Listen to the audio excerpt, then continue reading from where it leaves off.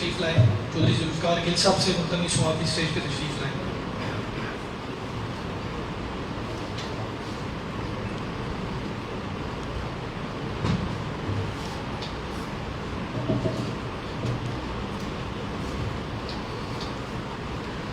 سامعین مکرم، اسلام نے جن بنیادوں پر اسلامی کمیونٹی کی عمارت قائم کی ہے، ایک اہم بنیاد آپسی بھائی چارہ، ایک دوسرے کے دکھ درد اور غم میں برابر کا شریک ہونا ہے.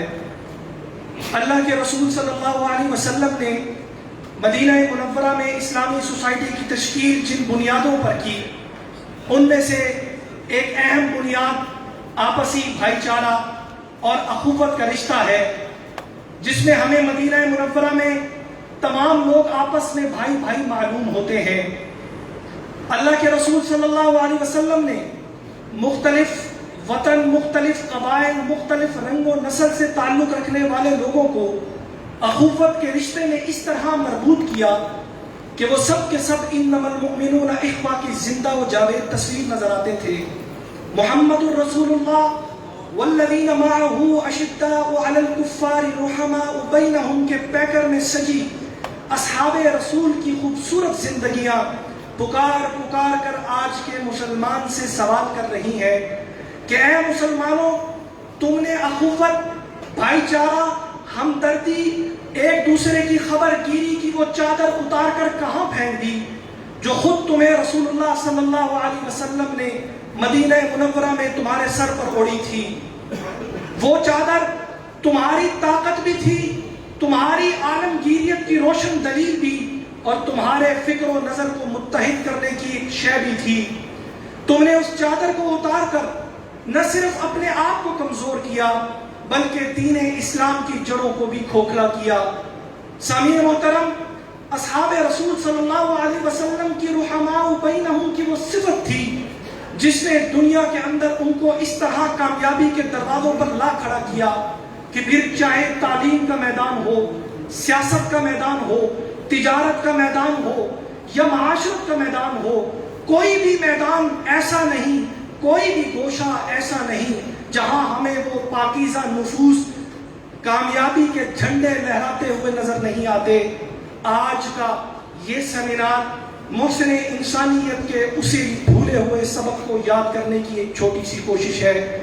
اور آج کے ہمارے اس سیمینار کے مہمان خصوصی روح رواں جناب محترم اولیاء مقبول جان صاحب ہیں. محترم اولیاء مقبول جان صاحب کسی تعارف کے محتاج نہیں، معروف کالم نگار، تجزیہ کار، اینکر پرسن، شاعر، دانشور اور کئی کتابوں کے مصنف ہیں. اللہ رب العزت نے منفرد انداز تحریر کے باعث پاکستان کے کئی ادبی ایوارڈ بھی حاصل کرنے کی توفیق عطا فرمائی ہے. آپ کی تحریریں دین اسلام کے اقدار کے تحفظ کا درس دیتی ہوئی نظر آتی ہیں.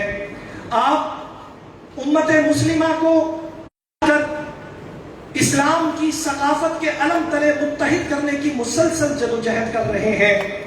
آپ 2001 سے 2004 تک مسلسل پاکستان کے بہترین کالم نگار کے ایوارڈ بھی حاصل کر چکے ہیں.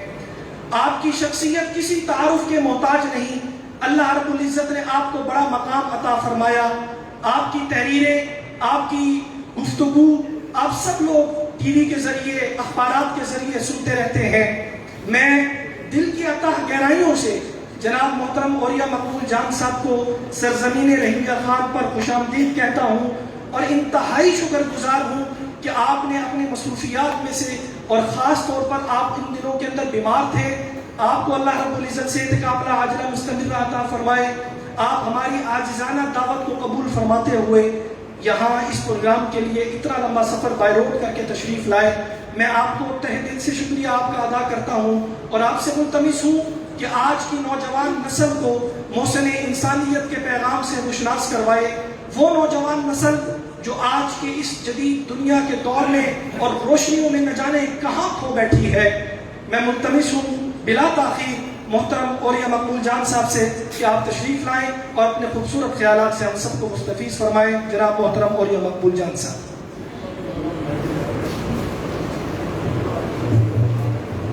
تھوڑا سا تھوڑا پیچھے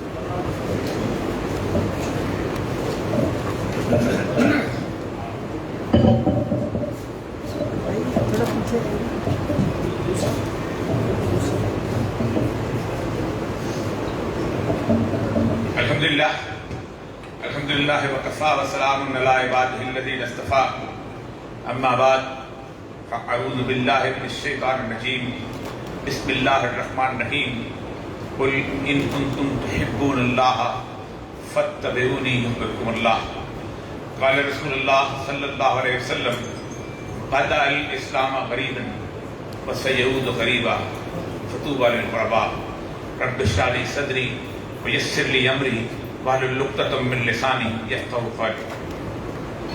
معزز علماء کرام،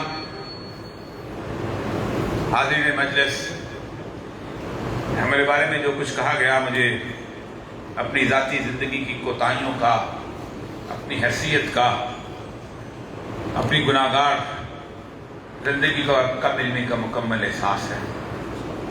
اکثر ایسے فکروں سے کسی شخص کے اندر وہ تعلی اور وہ تکبر بلکہ استکبار پیدا ہو جاتا ہے کہ جس سے نکلنا بہت مشکل ہوتا ہے۔ دنیا کے ہر تکبر سے آدمی نکل آتا ہے، زہد کے تکبر سے نکلنا بہت مشکل ہے۔ میرا دعا کیجیے گا کہ اللہ تعالیٰ مجھے اس تکبر سے نجات دے۔ حضرات گرامی، سید الانبیاء، شافع روز جزا حضرت محمد مصطفیٰ صلی اللہ علیہ وآلہ وسلم کی سیرت پر گفتگو کرنے کے لیے میں نے دو، ایک حدیث اور ایک قرآن پاک کی آیت آپ کے سامنے رکھی ہے۔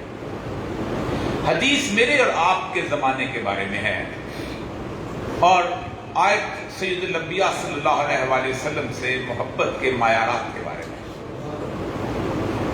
لیکن اس سے پہلے کہ ہم ذکر کریں اس ہستی کا کہ جو رہتی دنیا تک مشعل نور ہے اور ہدایت کا سرچشمہ ہے، اور رہتی دنیا تک میں اگر جدید زبان میں استعمال کروں تو لیڈر ہے۔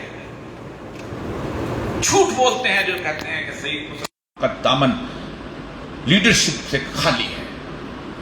جس امت کو، جس قوم کو رسول اکرم صلی اللہ علیہ وسلم کا لیڈر میسر ہو، اگر وہ کسی اور جگہ سے ہدایت لیتی ہے، کسی اور جگہ سے روشنی لیتی ہے، تو اس سے بڑا بدقسمت اور کوئی نہیں ہوگا۔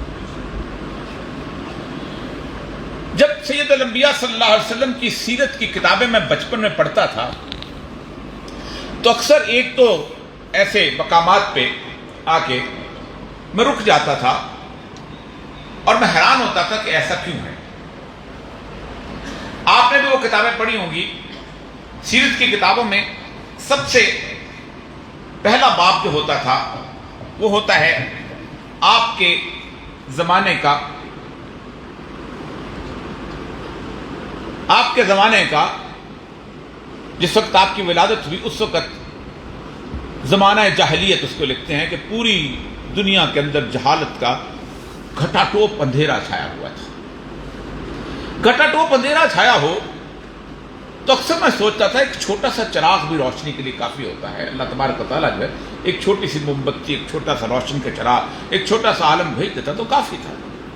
لیکن اللہ تبارک و تعالیٰ نے سراج منیرہ اتنا بڑا، اتنا بڑی روشن دلیل، ایک سورج چاند کی طرح اور رہتی دنیا تک روشنی دینے والا شخص کی شخصیت کو بھیجا، تو کیا ایسی بات ہی تھی؟ تو جب میں نے تاریخ کی کتابوں کو کھنگالنا شروع ہوا تو میں حیران رہ گیا کہ دو طرح کی ترقیاں ہوتی ہیں انسانوں کے اندر۔ ایک ہوتی ہے مادی ترقی اور دوسری ہوتی ہے نظریاتی ترقی، اور تیسری جو ترقی ہے وہ مذہب کی ترقی ہوتی ہے۔ انسان اپنی معراج پہ پہنچ چکا ہوا تھا رسول اکرم صلی اللہ علیہ وسلم کی آنے سے پہلے۔ میں صرف مادی ترقیاں گنتا ہوں آپ کے سامنے۔ جس تہذیب کو آج ہم جا کے دیکھتے ہیں، آپ لوگوں میں سے کچھ لوگ مصر گئے ہوں گے تو انہوں نے اہرام مصر دیکھے ہوں گے۔ اہرام مصر کو آج سائنس جو ہے وہ پوری کی پوری اسٹڈی کرنے کے باوجود اس نتیجے پر نہیں پہنچ سکی کہ یہ آج تک تخلیق کیسے ہوئے۔ ٹنوں بوجھ والے پتھر کتنے ہزار فٹ اونچے بلند کیسے ہو گئے، بڑی دلیلیں دیتے ہیں، فلکرم تھا، بنی اسرائیل کے مزدوروں کو دھکے دے دے کے نکالا گیا تھا، یہ کیا گیا تھا، وہ وہاں پر اوپر لے کے جاتے تھے، لیکن کوئی دلیل ثابت نہیں ہوتی۔ پھر وہ پتھر ہیں وہ سارے کا سارے ایسے کاٹے گئے ہیں کہ جیسے گیلے صابن کو دھاگے سے کاٹا ہوتا ہے کہ شیشے کی کہ چھینی کا ایک نشان تک نہیں ملتا۔ تو سوچتے تھے کہ ایسے کون سے کیمیکل ایجاد کر لیے تھے ان لوگوں نے کہ جب وہ لگاتے تھے تو یہاں پر مکمل طور پہ پوری کی پوری سطح ہموار ہو جاتی تھی، آج تک نہیں پہنچ سکتی۔ یہاں بات رکتی نہیں ہے، ہر احرام مصر کے اندر باریک چھوٹے چھوٹے سوراخ ہیں جس سے سورج کی روشنی اندر آتی ہے، اور وہ روشنی پورے احرام کے ایک دیوار پر ایک کیلنڈر بنا دیتی ہے، اور وہ 3000 سال کی تقویم ہے کہ جس کے اندر یہ بتایا جا سکتا ہے کہ آج سورج جو ہے آج سے 15 سال بعد کہاں پر سے گزرے گا، مریخ کا سیارہ کہاں سے گزرے گا، چاند کی گردش کیسی ہوگی۔ امریکہ کی نیوی جو ایفیمری ٹیبلز نکالتی ہے، ہر سال نکالتی ہے کہ اس سال گردش ایسی ہوگی، چاند گرہن ایسے لگے گا، اس 4000 سال پہلے بنے ہوئے احرام مصر کے اندر وہ موجود۔ انسان دنگ رہ جاتا ہے، یہ کیسے ہو گیا؟ اس کا مطلب ہے کہ تہذیب اپنے عروج پہ پہنچ چکی تھی۔ بابل و نینوا کی سرزمین تھی رسول اکرم صلی اللہ علیہ وسلم کے آنے سے پہلے، جسے نمرودوں کی سرزمین کہتے ہیں، نماردہ۔ ہینگنگ گارڈن آف بیبلونیا، میلوں لٹکتے ہوئے باغ بنائے تھے جن کا کوئی ستون ہی نہیں تھا، لوگ کہتے ہیں حیران ہوتے ہیں یہ باغ بنا کر لیے۔ جس میگنا کارٹا کے اوپر آج آپ بات کرتے ہیں کہ انسانوں نے جانوروں کے حقوق بنائے، فلاں بنائے، حمورابی کے قوانین تھے، حمورابی کے قوانین ایسے لٹکے ہوتے تھے، آج دنیا میں اس سے اٹھا کے اسے میگنا کارٹا بناتی پھرتی ہے۔ حیران کن تہذیب۔ زرتشت اس کی تہذیب جو تھی، یہ جو ایران کی تہذیب، جہاں فارس کے آتش کدہ میں کبھی کوئی چیز آتش جو تھی وہ سرد نہیں ہوتی تھی، حیران کن قالین تھے کہ میلوں بچھے جاتے تھے، اور سوچتے تھے لوگ کہ یہ کیسے ہوتا تھا۔ بیوروکریسی جس سے میرا تعلق رہا ہے کوئی 32 سال، اس کا جو آج کا قانون ہے، چین کے جو بادشاہ تھے منگ اور ان سے پہلے، وہ ایک مینڈرنس کا ایک نظام ہوتا تھا۔ آج پاکستان سے لے کے انگلینڈ تک اور امریکہ سے لے کے آسٹریلیا تک کوئی ملک ایسا نہیں جو ڈٹو کاپی اس قانون کو نہیں لے کے آتا، اور یہ رسول اللہ صلی اللہ علیہ وسلم کے آنے سے پہلے کی باتیں ہو چکی تھی۔ تو انسانی تہذیب اپنی ترقی اپنے عروج پر پہنچ چکی ہے۔ اس کے بعد میں آپ سے ذکر کروں گا کہ بنیادی طور پر جھگڑا کیا تھا، اور میرا اور باقیوں کا جھگڑا ہے کیا، اور رسول اکرم کا جھگڑا تھا کیا، اور آج بھی وہ جھگڑا قائم ہے کہ نہیں ہے۔ یہ بنیادی وجہ ہے۔ 3 اور 4 مذاہب آپ کے زمانے سے پہلے آ کے اپنی روشنی، اپنا چراغ، اپنا سب کچھ گل کر چکے ہوئے تھے۔ ہندوازم، آپ کبھی بھگوت گیتا پڑھ لیں، آپ کبھی وید میں کبھی بھگوت گیتا کے اوریجنل اشلوک پڑھتا ہوں، میں حیران رہ جاتا ہوں۔ بھگوت گیتا میں وہ کہتا ہے، دیکھو ارجن، تم میرے تک براہ راست پہنچ سکتے ہو کہ میں تمہاری شارک سے نزدیک ہوں، یہ گیتا کے الفاظ ہیں، اور دیکھو تم واسطے نہ ڈھونڈا کرو، میں تمہارے یہاں تو بیٹھا ہوا ہوں، لیکن اس پورے کے پورے نظام کو تباہ و برباد کر دیا تھا ہم جیسے ارد گرد کے چلنے والے چودھریوں نے، ملکوں نے، موتبروں نے، راجوں نے، مہاراجوں نے، اور وہاں پر ایک رگ وید اور دھتر وید لکھی گئی تھی، اور جس کے اندر ایک مہا بھارتا تخلیق کی گئی تھی، اور جس کے بعد جو سب سے امپورٹنٹ ترین چیز جو تھی، ان کے جو قوانین ترتیب کیے گئے تھے، ان خواتین نے کہا سر سے اللہ نے برہمن بنایا، سینے سے اللہ نے ویش بنایا، پیٹ سے اللہ نے کھچتری بنایا، اور نیچے سے شودر بنایا، اور انسان کی کو پوری چارٹ اس میں تقسیم کر کے رکھا۔ اس کے مقابلے میں بدھ مت آ چکا ہوا تھا۔ آپ سوچیں کہ بدھ مت وہ مذہب تھا کہ جس نے مکمل طور پہ اس معاشرے کو کہا تھا کہ ذات پات نہیں ہے، اور اس نے تقسیم کو ختم کر کے پورے کے پورے بڑے صغیر پاک و ہند کے اندر بدھ اس طرح چھا گئے تھے کہ جو لوگ اجنتا اور الورا کی غاروں میں گئے، میں نے خود وہاں گیا ہوں، وہ اتنے بڑے پہاڑ کاٹ کاٹ کے اس کے اندر انہوں نے بدھ کی تعلیمات لکھی ہیں کہ بدھ کیا کہتا تھا اور کس چیز کی طرف لے کے جاتا تھا، ساری تعلیمات، اور کوئی بدھ کی تصویر نہیں تھی۔ آج بھی بدھوں کے اندر 2 طرح کے فرقے ہیں، مہائنا اور ہنائنا۔ ہنائنا وہ ہیں کہ جو کوئی تصویر نہیں رکھتے، صرف بدھ کے پاؤں کے نشان ہیں، وہ صرف رکھتے ہیں کہ جو اس نے اس وقت ایڈم برج کے پاس لگائے تھے، اس کے علاوہ خالصتاً توحیدی ہیں، لیکن اس کے اندر بھی تعلیمات کے اندر سب سے امپورٹنٹ ترین چیز اس نے یہ کی تھی کہ کرنا اور کرما کے جو سرکل میں سے آخرت کو قائم کر دیا۔ وہ جو قرآن کہتا ہے لقاء ہی، کہ مجھ سے ملنے کی جو خواہش ہے، وہ ختم کر دی تھی. کہا from evil must come evil and from good must come good. جو نیکی کا بدلہ یہیں سے مل جاتا ہے, جو بدی کا بدلہ یہیں سے مل جاتا ہے, جبکہ میرا اللہ اس کو بالکل مخالف بات کر رہا ہوتا ہے. زورسٹینینس, زرتشت, اوستا کی کتاب, یہ اہرمن ہے اور یہ خدا ہے, جسے یزداں کہتے تھے. انہوں نے دونوں نے آپس میں اولادیں ہیں, وہ شادیاں کر لیتے ہیں, لڑائی ہو جاتی ہے تو اس لڑائی بدل دیا سارے کا سارا, اس کے تصور کو بدل دیا. آخر میں حالت یہ ہو گئی تھی کہ مصدق نے کہا یہ اخلاقیات نام کی کوئی چیز نہیں اترتی, بھائی سے بھی شادی ہو سکتی ہے, بہن سے بھی شادی ہو سکتی ہے, سب یہ تہذیب کا ایک زوال آ چکا ہوا تھا. ایسے میں پوری دنیا بات کی تلاش میں تھی کہ کون ہوگا جو اس مادی ترقی کے سامنے بھی آ کے کھڑا ہوگا, کون ہوگا جو اس روحانی ترقی کے سامنے بھی آ کے کھڑا ہوگا, کون ہوگا جو اس تنزل کے سامنے کھڑا ہوگا. تو سید الانبیاء صلی اللہ علیہ وسلم کو اللہ تبارک تعالیٰ نے مبعوث کیا. سب سے اہم ترین بات کہ دین ابراہیمی شدید طور پہ مسخ ہو گیا ہوا تھا. قرآن پاک, علماء بیٹھے ہوئے ہیں, قرآن پاک اٹھائیں تو 30 کے قریب قریب حصہ جو ہے یہودیوں پر لکھا گیا ہے. تو یہ قرآن کو گپ شپ کی کتاب تو نہیں ہے. اللہ تبارک تعالیٰ نے اتنا وقت کیوں صرف کیا؟ صرف 2 منٹ 3 منٹ ان کی چھوٹی سی بات پہ گفتگو کر کے میں بتانا چاہتا ہوں کہ رسول اکرم صلی اللہ علیہ وسلم کی اہمیت کیا تھی, کیوں سراجم منیرہ بھیجا گیا, کتنی بڑی شخصیت تھی جو اس کائنات کے افق پہ طلوع ہوئی تھی اس وقت, جذباتیت سے دور, تمام معاملات سے دور. دیکھیں ضرورت کیا تھی اور اس پیغام نے دیا کیا اس دنیا کو. پہلی دفعہ سورہ بنی اسرائیل اٹھا لیں, میں تفسیر میں نہیں جانا چاہتا ہوں. پہلی دفعہ جو اللہ کہتا ہے علوًا کبیرہ, تم نے بہت بڑی نافرمانی کی تو ہم نے اپنے بندے تمہارے پر بھیجے اور انہوں نے تمہیں تاخت و تاراج کر دیا. 80,000 یہودی کاٹ دیے گئے. اور اس کے بعد حالت یہ تھی کہ 2 جو اچھے والے تھے, جو اچھا سونار تھا, جو اچھا لوہار تھا, جو اچھا ترخان تھا, اس کو بخت نصر نے اٹھایا اور بابل و نینوا میں لے گیا. بابل و نینوا میں جس وقت وہاں پہنچا تو سرزمین بڑی شاندار تھی, دجلہ و فرات کی سرزمین, خوبصورت نہریں, سارا کچھ. ابراہیم جد امجد کی سرزمین. تو وہاں وہ سارے کے سارے رہنے لگے. اور اللہ کہتا ہے کہ ان کے اندر ہم انبیاء بھیجتے تھے. وہ کیا کرتے تھے؟ یقتلون انبیاء بغیر حق, انبیاء کو قتل کر دیتے تھے کیونکہ ان کے اندر پرود آ گیا تھا. احیار و رہبان آ گئے تھے, مولوی اور پیر آ گئے تھے میرے طرف کی صورتحال والے جیسے ہمارے اندر آئے, کہ جنہوں نے ذاتی مفاد کی وجہ سے ایک دین بنا. اللہ نے ایک پیغمبر بھیجا جس کا نام تھا یسع. انہوں نے بشارت دی کہ دیکھو اے بنی اسرائیل, تمہیں اللہ اس غلامی سے نجات دلانا چاہتا ہے. اس غلامی سے نجات کی عالم یہ ہے کہ تم یہاں سے نکلو گے اور پھر اللہ تمہارے درمیان ایک ایسی شخصیت کو پیدا کرے گا کہ جو شخصیت داؤد علیہ السلام کے تخت سے پوری دنیا پر فرما روائی کرے گی.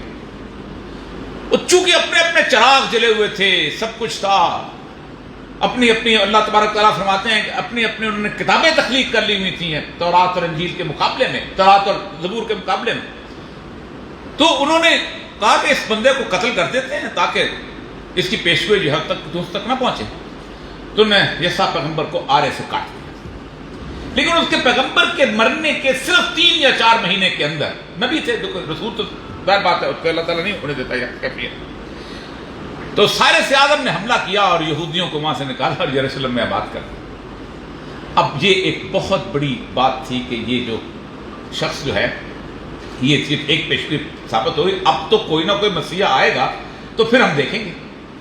اللہ نے ایک ایسے پیغمبر کو ان کے درمیان بھیجا کہ جس پیغمبر کو شاید حضرت آدم سے لے کے نبی کریم صلی اللہ علیہ وسلم تک سب سے زیادہ دنیا کو نظر آنے والے معجزات بتائے. دنیا کو نظر آنے والی بات کر رہا ہوں. ایک ایسی ماں کے گھر پیدا کیا جس کا باپ صالح آدمی, پوری دنیا اس کی قدر کرتی ہے, جو خود صالح, جو خود نیک, اور اس کے گھر بغیر باپ کے پیدا کیا. پوری قوم کھڑی, اس نے کہا یہ تو ولد زنا ہے نا, اس کو کہاں سے لے آئی ہو, اتنے نیک باپ کی بیٹی کہاں سے لے آئی ہو. قرآن اٹھائیں, یہاں سے پتہ چلتا ہے کہ باپ کو تانا کس کا ملتا ہے, یہ بیٹی کو تانا کس کا ملتا ہے, نیک باپ کا ملتا ہے. تمہارا باپ تو ایسا نہیں تھا. پالنے میں بولنے کی اجازت دی گئی, کہا میں پیغمبر ہوں, نہیں مانا, پیچھے ہٹ گیا. جب ذرا بڑے ہوئے تو ہاتھ کو یہ شفا کی طاقت دی کہ مادر ذات اندھے کو آنکھوں, پھیرتے آنکھوں پہ ہاتھ پھیرتے تھے وہ نابینا جو تھا بینا ہو جاتا تھا، کوڑی پہ ہاتھ پھیرتے تھے کوڑی جو تھا ٹھیک ہو جاتا تھا، قبر پہ کھڑے ہو کے کہتے تھے کم بسم اللہ، مردہ زندہ ہو جاتا تھا۔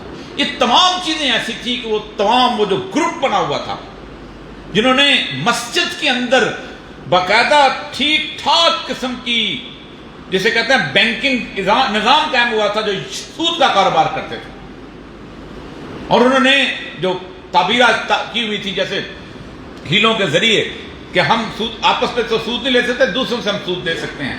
تو سیدنا عیسیٰ علیہ السلام نے اس کے خلاف جب جد و جہد کا اعلان کیا تو آپ نے وہ جب الٹا ہے اس کو جا کے اس مسجد کے اندر، کیونکہ ہم تو اس کو ہیکل کہتے ہیں، اللہ نہیں کہتا، اللہ کہتا ہے سبحان الذی اسریٰ بعبدہ لیلا من المسجد الحرام الی المسجد الاقصی۔ مسجد اقصی تھی اس وقت، ہم ادھر جغرافیہ کا چکر میں پڑتے ہیں، سید الانبیاء مسجد اقصی گئے تھے، اس مسجد میں انہوں نے اٹھایا تو چلے گئے، اور ٹائٹس ایک جرنیل تھا، اس کے پاس جا کے کہا ہم اس بندے کو، اس بندے نے ہمارے درمیان فتنہ پیدا کر دیا، ہم اس بندے کو قتل کرنا چاہتے ہیں، صلیب پہ چڑھانا چاہتے ہیں، کہ ان کا مقصد یہ تھا کہ رسولوں جانتے تھے یہود کہ رسولوں کو اللہ تبارک تعالیٰ اما شاکرن و اما کفورا، ہمارے پاس تمہارا ایک مجرم ہے جس نے ہزاروں لوگوں کو قتل کیا ہوا، بہت بڑا چور ہے، بہت بڑا ڈاکو ہے، ظالم آدمی ہے، ہم نے 13 سال کی محنت لگا کے اس شخص کو پکڑا ہے، بتاؤ اس کو چھڑواتے ہو اور اس کو پھانسی چڑھواتے ہو، آپشن تمہارے پاس، کہا اس کو پھانسی دے دو، اس کو چھوڑ دو۔ سیدنا عیسیٰ علیہ السلام کو بقول ان کے کہ پھانسی پہ صلیب پہ چڑھا دیا گیا، اور اس کے 500 سال تک یہودی اور عیسائی اس بات پر ایمان رکھتے رہے ہیں کہ وہ صلیب پہ چڑھ گئے۔ 500 سال کے بعد سید الانبیاء صلی اللہ علیہ وسلم نے آ کے کہا نہیں، وما قتل ہوا ما صلب، نہیں، اللہ نے ان کو اٹھا لیا ہوا ہے، اور وہ ایک وقت آئے گا جو میرے اور آپ کے زمانے کا وقت ہے جب وہ واپس آئیں گے۔ وہ کیوں واپس آئیں گے؟ یہ وہ بنیادی مذہب صورتحال تھی کہ جس صورتحال کے لیے 500 سال کے بعد سید الانبیاء صلی اللہ علیہ وسلم کو مبعوث کیا گیا، کہ جس کے بارے میں اللہ نے کہا کہ والذی ارسل رسولہ بالہدی ودین الحق لیظہرہ علی الدین کلہ۔ سید الانبیاء کی دعوت میرے دور میں آ کے مکمل ہونی ہے۔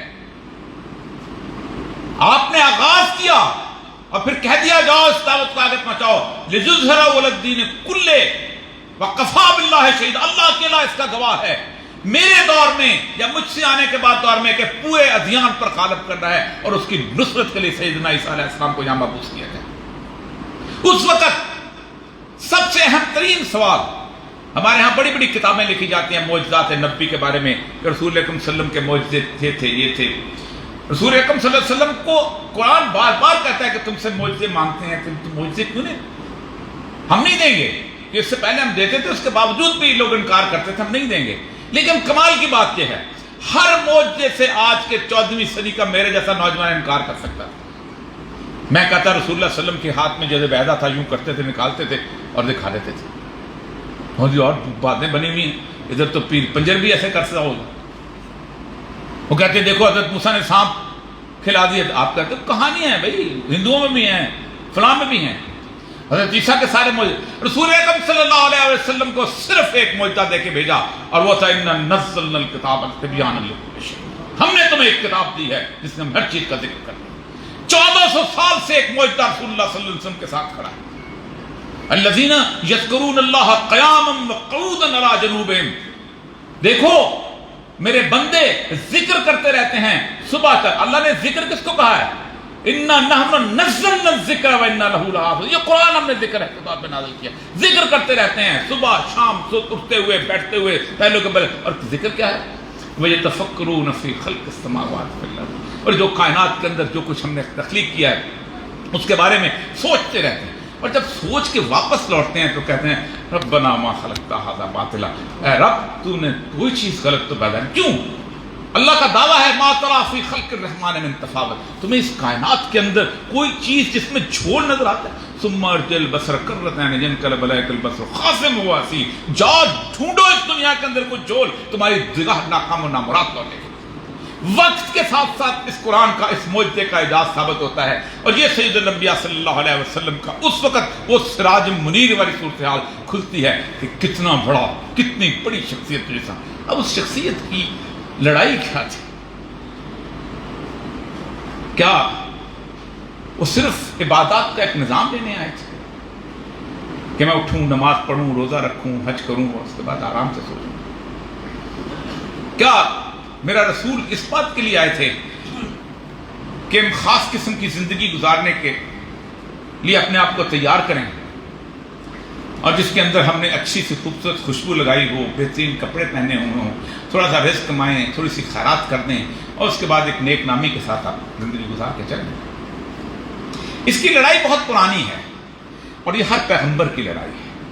میں سیدنا موسیٰ علیہ السلام کے دربار کا ایک نقشہ کھینچتا ہوں، اور آپ حیران ہوں گے کہ جو الفاظ سیدنا موسیٰ علیہ السلام کے دربار میں وہاں کے جادوگروں نے اور درباریوں نے کہے تھے، آج 3000 سال کے بعد وہی الفاظ میں ہمارے سامنے بولے جاتے ہیں۔ اللہ تبارک تعالیٰ کمال کی بات ہے، قالوا ان ھذان لساحران یریدان ان یخرجاکم من ارضکم بسحرہما۔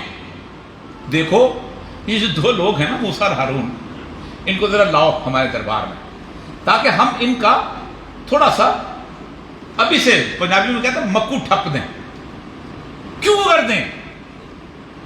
بنی اسرائیل کوئی اتنی بڑی طاقتور لوگ تو نہیں تھے، غلام تھے، اور سیدنا موسیٰ جو تھے اپنے معجزات کی وجہ سے بہت زیادہ پاپولر ہو چکے تھے، لیکن فرعون کی طاقت کا جو نقشہ کھینچا جاتا ہے، دیکھیں میں نے آپ سے صرف احرام مصر کی بات کی ہے، اس میں بائبل میں اور باقی جگہ آتا ہے کہ فرعون جس تمطراق سے نکلتا تھا باہر، جس کر و فر سے نکلتا تھا باہر، آپ سوچ سکتے ہیں کہ اس کر و فر کے اندر کوئی شخص تصور ہی نہیں کر سکتا کہ اس کے علاوہ کوئی خدا ہے۔ اس طرح کیا کرو گے؟ وَجَذْهَبَ بِطَرِيقَتِكُمُ الْمُثْلَى۔ سب سے پہلی بات یہ ہے کہ اگر دونوں نے طاقت پڑھ کر لی تو یہ دونوں تمہیں تمہاری اس ارض سے، زمین سے بے دخل کر دیں گے۔ یہ بڑی چھوٹی سی بات ہے، اصل کیا ہے؟ وَجَذْهَبَ بِطَرِيقَتِكُمُ الْمُثْلَى، تم سے تمہارا آئیڈیل لائف سٹائل چھین لیں گے۔ کیا کہا تھا بش نے؟ کیا کہا تھا ٹونی بلیئر نے 9/11 کے بعد؟ جب اس نے سنا کہ یہ ہو گیا ہے تو بش کا پہلا فکر تھا they want to take our lifestyle from us، یہ میرا لائف سٹائل مجھ سے چھیننا چاہتے ہیں، یہ میری طرز زندگی مجھ سے چھیننا چاہتے ہیں۔ ٹونی بلیئر نے وہی الفاظ لائے، یہ میری طرز زندگی مجھ سے چھیننا چاہتے ہیں۔ یہ طرز زندگی کی جنگ ہے، یہ وہ طرز زندگی ہے کہ ایک طرز زندگی ہے جو دنیا کے ارد گرد گھومتا ہے، وہاں ختم ہو جاتا ہے۔ قُلْ هَلْ نُنَبِّئُكُم بِالْأَخْسَرِينَ أَعْمَالًا، تمہیں بتائیں اس شخص کی حالت کہ جس شخص کی پوری زندگی جو ہے خسارے میں چلی گئی۔ الَّذِينَ ضَلَّ سَعْيُهُمْ فِي الْحَيَاةِ الدُّنْيَا وَهُمْ يَحْسَبُونَ أَنَّهُمْ يُحْسِنُونَ صُنْعًا، جس نے پوری زندگی دنیا کے گرد گھومتی رہی، یوں گھومتی رہی، اور وہ اپنی کامیابیوں کو ایک خوبصورت طریقے سے بناتا ہوا دکھاتا رہا۔ میں نے بیٹے کو پڑھا دیا، پھر اس کے بعد میں نے اسے ایم اے کر کے اچھی نوکری دلوا دی، پھر میں نے اس کے اچھے خاندان میں شادی کر لی، میں نے ایک شوگر مل بنائی، میں نے دوسری شوگر مل بنائی، میں نے چوتھی شوگر مل بنائی، میں نے آج اس طرح کے کپڑے پہنے، پھر میں نے آکسفورڈ کے کپڑے پہنے۔ زندگی کی تمام تر، اللہ کہتا ہے قیامت کے دن میں اس شخص کا وزن بھی نہیں کروں گا کہ اس نے کوئی اچھے اعمال کیے ہوئے ہیں، بغیر حساب کتاب کے جہنم میں پھینک دوں گا۔ کیوں؟ اس کی زندگی ساری کی ساری دنیا کی تغذیہ میں گھومتی تھی، اس نے ایک دفعہ بھی نہیں سوچا کہ میں خیرات کرتے ہوئے آج اللہ کو یاد کروں کہ اللہ کے لیے خیرات کرتا ہوں۔ وہ کہتا ہے نہیں، بلاؤ ذرا عیدی کے میں 1 کروڑ روپیہ دوں گا، میری تصویر بھی بناؤ اور ساتھ بتاؤ کہ اتنا بڑا سخی، اتنا بڑا دیالو، اتنا بڑا دینے والا۔ 2 معیارات۔ قارون کو بڑا سیدنا موسیٰ نے فرمایا اتنا تمہاری دولت تمہارے پاس آ گئی ہے، بتاؤ اس میں تم اللہ کے خرچ کرو۔ اس نے کہا تمہارا اللہ کہاں سے آ گیا ابھی اس میں؟ تو میں نے اپنے سمجھ بوجھ سے سب کچھ کیا ہے، میں نے اپنی عقل سے کیا ہے، میں نے اپنی تمام تر معاملات اس طرح طے کیا، اللہ تمہارا کہاں سے آ گیا؟ فرمایا زمین اس کے پاؤں پکڑ لو، اور 70 اونٹ جس کے خزانوں کی چابیاں لے کے جاتے ہوں گے، کتنا بڑا خزانہ ہوتا۔ کیا فکرے تھے شعیب علیہ السلام کے؟ کہا دیکھو تم کچھ ایسی باتیں کرتے ہو کہ جو اس کائنات کے اندر اس سے پہلے نہیں کی گئی، یہ طرز زندگی کے جو کم تولنے کا ہے یہ تم کیوں اختیار کرتے ہو؟ ہم تو پیسہ کماتے ہیں۔ فرمایا نہیں۔ پھر ایک اور فکرہ جو صالح علیہ السلام کی قوم نے بولا، صالح علیہ السلام کا اللہ کے راستے میں خرچ کیا کرو، سالے یہ کمال کی آدمی ہو کہ تم کہتے ہو کمائیں ہم اور خرچ تیرے رب کی مرضی سے کریں. یہ منطق کہاں سے آ گیا بھائی؟ یہ وہ پورے کا پورا تصور تھا جو انبیاء کی دعوت تھی کہ نہیں اس طریقتکم المثلی. کیا تھا؟ کیا ہے آج LGBT؟ کیا ہے آج مرد اور مرد کی شادی اور عورت کی عورت کی شادی؟ جب لوط علیہ السلام کو بھیجا گیا تھا تو ان کا طریقہ زندگی تھا، ان کا طریقہ تکمل المثلی تھا، اعلیٰ ترین نظام تھا جو انہوں نے بنایا ہوا تھا. قرآن تو بہت کم تفصیلات دیتا ہے، اس لیے کہ قرآن سورہ کہف میں بھی دیکھیں قرآن اس بحث میں نہیں آپ کو ڈالتا کہ وہ 5 تھے کہ 6 تھے، 6 تھے کہ 7 تھے. کہتا ہے بنیادی مسئلہ تم دیکھو. قرآن ان تفصیلات نہیں دیکھتا کہ سیدنا یوسف علیہ السلام کے زمانے میں یہ جو جدید دور آج آپ دیکھتے ہیں، اس جدید دور کی ساری تعیش پرستی، ساری کی ساری فحاشی اور عریانی اپنے کمال پہ پہنچ چکی ہوئی تھی. جو تانا ہے سیدنا زلیخا کو، سیدنا یوسف علیہ السلام کے مقابلے زلیخا کو عورتوں نے پتہ کیا دیا تھا؟ اٹھائیں تاریخ کی کتابیں اٹھائیں، وہاں اٹھائیں پرانی مذہبی کتابیں اٹھائیں. انہوں نے کہا زلیخا ہم تو جب مرد آتے تھے خوبصورت تو ہم مل بانٹ کے کھایا کرتے تھے، تم نے کیا کیا کہ خوبصورت غلام کو اپنے پاس چھپا کر رکھ دیا؟ اس سطح کی گندگی، اس سطح کی تہذیبی زوال آ چکا ہوا تھا. مصدق نے کہا تھا کھڑے ہو جاؤ، تم ایسا اپنی بہن سے شادی کرو اور میں اپنی بہن سے شادی کرتا ہوں. انسیسٹ. تو پوری کی پوری تہذیب اپنے زوال کے اس مقام پہ کھڑی تھی اور قرآن اس کی دعوت لے کے سید الانبیاء صلی اللہ علیہ وسلم پہنچے. اور سب سے پہلا کام کیا کیا ہے؟ یہ نہیں کیا کہ میں اللہ کی طرف سے رسول آیا ہوں، میرے پاس ایک دعوت ہے، میرے پاس ایک قرآن. نہ، صفحہ پہ کھڑے ہو کے کہا حیران کن بات ہے. دیکھو میں نے تمہارے درمیان عمر گزاری ہے، بتاؤ میں کیسا ہوں؟ میں کیسا ہوں؟ پوری مکے کی تہذیب کے سامنے اپنے آپ کو پیش کیا. وہ تہذیب کہ جس تہذیب میں خانہ کعبہ گر گیا تو اس کی بنیادیں استوار کرنے کے لیے قریش نے چاہا کہ ہم مکمل ایمانداری والا پیسہ خرچ کریں گے، اس میں حرام کی کمائی نہ ہو. اتنا نہیں بچ سکا تھا کہ خانہ کعبہ مکمل ہو گیا سکے، ملتزم کا علاقہ خالی چھوڑ دیا گیا. اس تہذیب میں فرمایا میں کون ہوں اور میں کیسا ہوں. فرمایا الصادق الامین. کہا صادق الامین، میری بات مانتے ہو؟ کہا ہاں. ابو لہب اس مقام کے اندر موجود تھا. کبھی سیرت کی کتابیں اٹھائیں آپ حیران ہو جائیں. یہ چھوٹی سی پہاڑی ہے، لیکن میں کہتا ہوں کہ اس پہاڑی کے پیچھے ایک بہت بڑا لشکر ہے، تو مان لو گے؟ ابو لہب نے کہا میں گھر پہلے جا کے تلوار لے کے آؤں گا، پھر جا کے دیکھوں گا کہ لشکر ہے کہ نہیں. اور جو حالی نے کہا جہاں پر میری بات یہ دل نشیں ہے تو سن لو، خلاف اس کی اصلاح نہیں ہے کہ سب قافلہ یہاں سے ہے جانے والا، ڈرو اس سے جو وقت ہے آنے والا. واقف سے انسان جزا و سزا سے، ناگاہ سے مبدا و منتہا سے، لگائی تھی ایک ایک نے لو ما سوا سے. پڑے تھے بہت سور بندے خدا تھے، یہ سنتے ہی تھرا گیا گلہ سارا. تو ہادی نے جو انکار کر کے پکارا ہے ذات واحد عبادت کے لائق، زبان اور دل کی شہادت کے لائق. وہ بجلی کا کڑکا تھا جا صوت ہادی، عرب کی زمین جس نے ساری ہلا دی. یہ شخص میں نے 24 سال بلوچستان میں گزارے ہیں، لاہور چھوڑ کے چلا گیا تھا. میں 24 سال کے بعد لاہور واپس اگر آیا تو مجھے لاہور میں بڑی تبدیلیاں نظر آتی ہیں. سڑک بن گئی، پل بن گئے، ہوائی اڈہ اچھا ہو گیا، پلازے بن گئے، سب کچھ ہو گیا. یہ آسانی سے ہو جاتا ہے. جو لوگ 70s میں دبئی گئے ہیں وہ جانتے ہیں کہ 15-20 سال کے اندر انہوں نے دنیا بدل کے رکھ دی. لیکن یہ کبھی نہیں ہو سکتا کہ 24 سال کے بعد میں آؤں تو چور چوری نہ کر رہا ہو، جھوٹا جھوٹ نہ بول رہا ہو، عورت کی عزت و تکریم واپس آئی ہوئی ہو، اللہ سے ڈرنے والی ایک مخلوق پیدا ہو چکی. محمد رسول اللہ والذین معہ اشداء علی الکفار رحماہم تراہم رکعا سجدا یبتغون فضلا من اللہ ورضوانا. تم ان کے پورے چہرے، ہم تو محراب سے بات کرتے ہیں، عربی زبان میں جانتے ہیں، تمہیں پورا چہرہ مجسم سجدہ نظر آئے گا ان کا. ایسی مخلوق، ایسے لوگ تیار کیے. مجھے تانا دیا جاتا ہے ٹیکنالوجی، پہلے تم ٹیکنالوجی حاصل کرو تب جا کے تم لڑنا، تب تک تم بات کرنا۔ آپ کو پتہ ہے کہ زہیر ابن کعب میں جو قصیدہ لکھا ہے 92 کا، اس میں رسول اللہ سے تلوار کو تلوار ہندی کہا ہے، یہاں سے گئی تھی تلوار۔ بدر میں جب صحابہ کو لے کے آپ چلے ہیں 313 صحابہ، تو پتہ ہے سازمان کیا تھا آپ کے پاس؟ حفیظ نے لکھا جو ان کے پاس 2 گھوڑے 6 زرہیں 8 شمشیریں، پلٹنے آئے تھے یہ لوگ دنیا بھر کی تکلیف۔ کسی نے پوچھا یا رسول اللہ لڑوانے لے جا رہے ہو، مروانے لے جا رہے ہو؟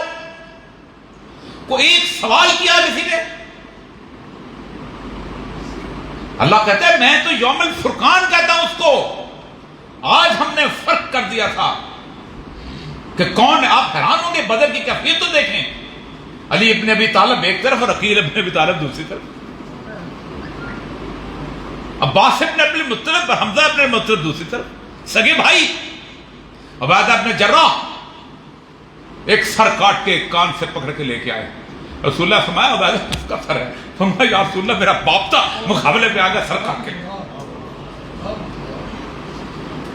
یہ ہے طریقۃ المثلیٰ، پورا عرب اکٹھا ہو گیا، کوئی کولیجن نہیں ہے کسی کے ساتھ۔ آپ بہترین عورت چاہتے ہو، خوبصورت عرب کی جس عورت کو کہو گے، باہر سے کہو گے، یمن سے کہو گے، شام سے کہو گے، ڈھونڈ کے لائیں گے، تمہاری شادی کروا دیں گے۔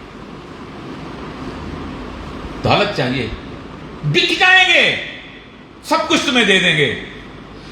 سرداری چاہتے ہو، اگر سرداری کی جنگ ہوتی رسول اللہ صلی اللہ علیہ وسلم کے ساتھ تو ختم ہو گئی تھی اس سے، سرداری کی جنگ نہیں تھی۔ طریقتکم المثلیٰ، اور طریقتکم المثلیٰ کیا ہے؟ من لم یحکم بما انزل اللہ فاولئک هم الکافرون، جو چیز ہم نے نازل کی ہے، جو لوگ اس کے مطابق فیصلے نہیں کرتے وہ کافر ہیں۔ من لم یحکم بما انزل اللہ فاولئک هم الظالمون، وہ ظالم ہیں، فاولئک هم الفاسقون۔ فیصلہ کس کا ہے؟ ان الحکم الا اللہ، اللہ کا حکم ہے۔ وما خلقت الجن والانس الا لیعبدون، ہم نے پیدا ہی نہیں کیا کسی شخص کو سوائے اس بات کے کہ وہ میری عبادت کی، میری بندگی، میری غلامی کا۔ یہ ہے وہ تہذیب جو آپ نے بدلی ہے۔ وہ جگہ رب جس کی کرنوں پہ تھا جہل کایا، پلٹتی بس ایک کان میں اس کی کایا۔ اس تہذیب میں سید الانبیاء صلی اللہ علیہ وسلم کا جو نمونہ ہے، ہماری حالت تباہ و برباد کیوں ہے؟ ہم تباہ اس لیے ہیں کہ بنیادی طور پر ہم سید الانبیاء صلی اللہ علیہ وسلم پہ درود بھی بھیجتے ہیں، ہم ان کی تمام زندگی کے معاملات کے اندر عزت بھی کرتے ہیں، خوشبو اور لبان سے شاندار محفل بھی سجاتے ہیں، مجھے اتنی دور سے بلاتے ہیں، یہاں ایک بڑی شاندار سی محفل کر کے رات کو سو جاتے ہیں۔ لیکن اللہ کمال کہتا ہے، قل ان کنتم تحبون اللہ فاتبعونی۔ جو لوگ سوال کرتے ہیں اے نبی تم سے کہ ہم اللہ سے کیسے محبت کریں، سب سے چیز تو اللہ ہے نا جی، اشد حبا للہ، اللہ سے شاندار طریقے، اللہ راستہ بتاتا ہے، فاتبعونی۔ اتباع کا ترجمہ بڑا سادہ سا ہے، اے نبی تیرے رنگ میں رنگ جائیں، فاتبعونی یحببکم اللہ، اللہ تم سے محبت کرنے لگے گا۔ ایک بہت بڑا آتھر ہے ایرک فرام، بعض دفعہ کچھ چیزیں کسی سے مل جاتی ہیں، رسول اللہ نے فرمایا دانائی جہاں سے، علم کیا ہے؟ مومن کا گمشدہ مال ہے۔ گمشدہ مال یہ ہوتا ہے کہ میرا موبائل یہاں پہ رہ جائے تو میں وہاں بہالپور میں پہنچ کے مجھے یاد آئے تو آپ پاگل ہو جاتے ہیں کہ یار میرا 3 لاکھ روپے کا موبائل ڈھونڈو کدھر سے۔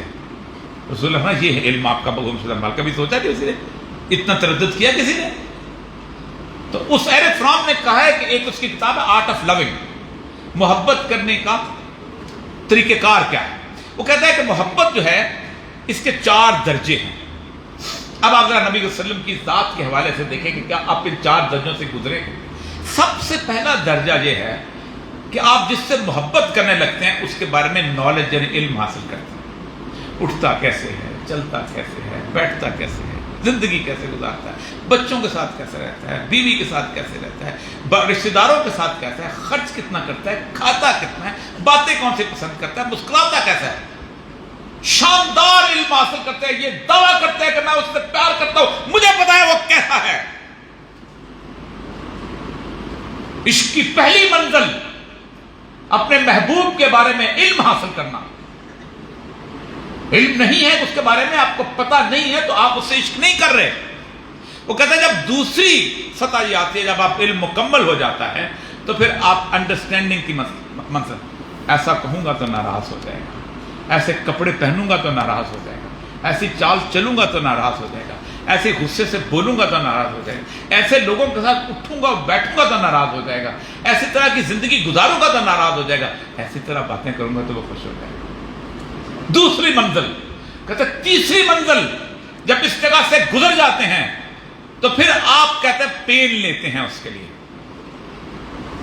آپ کو نہیں ہوتا کچھ، آپ الکساہٹ میں ہوتے ہیں۔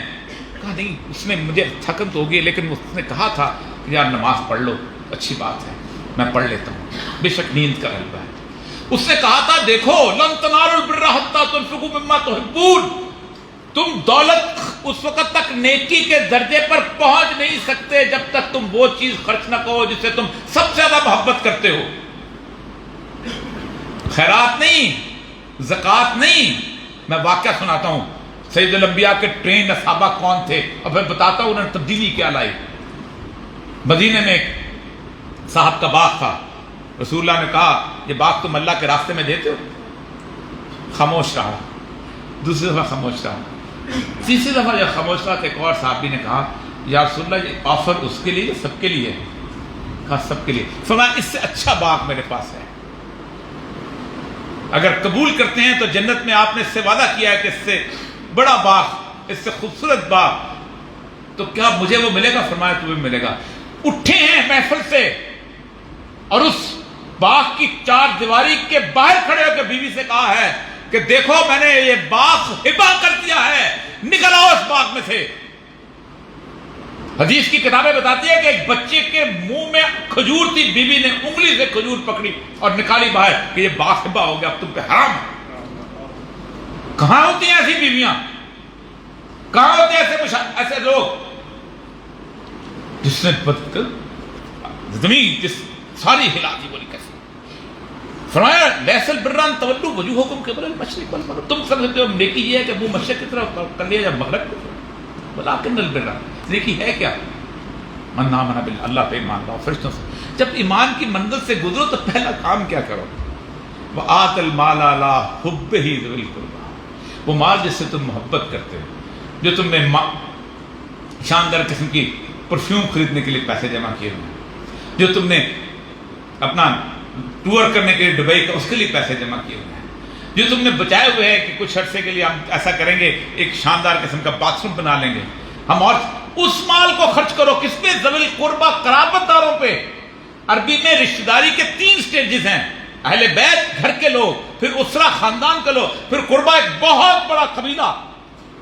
یہ نہیں کہ جا کے دیو شوکت خانم کو اور اس کے بعد چاچے کے بیٹے کو نہ دو، کہو یہ تو ہمارے مقابلے میں آ جائے گا، ماموں کے بیٹے کو نہ، پہلے وہاں خرچ کرو، پھر والجتامى والمساکین، پھر جب یہ کام کر لو نا سارا کچھ، وسائلین فی الرقاب، پھر اللہ نے کہا اقاموا الصلاۃ، آؤ نماز پڑھو۔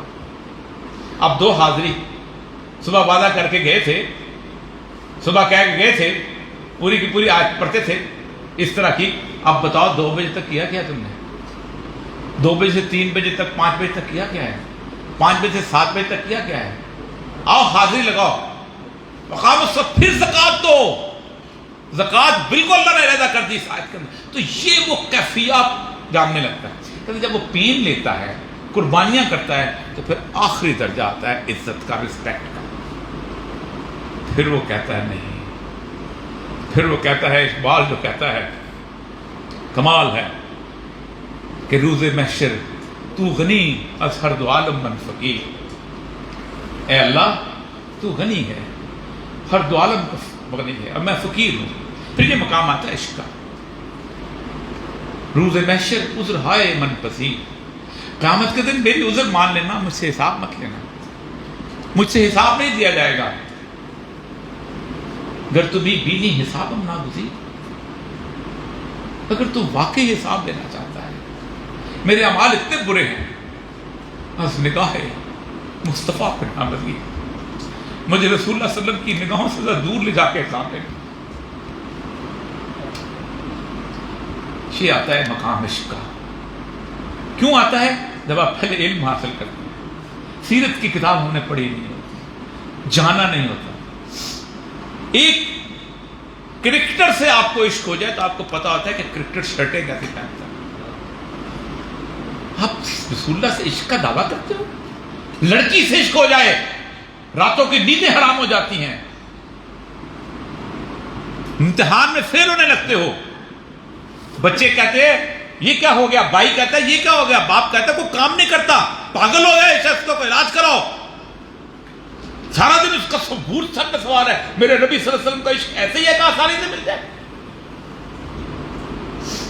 اقبال کہتا ہے ہر کے رمز مصطفیٰ فہمید است، جس نے سید الانبیاء صلی اللہ علیہ وسلم کی رمز کو پہچان لیا، شرک را در خوف مثمر دیداست. اسے کسی دوسرے کا خوف بھی شرک لگتا ہے.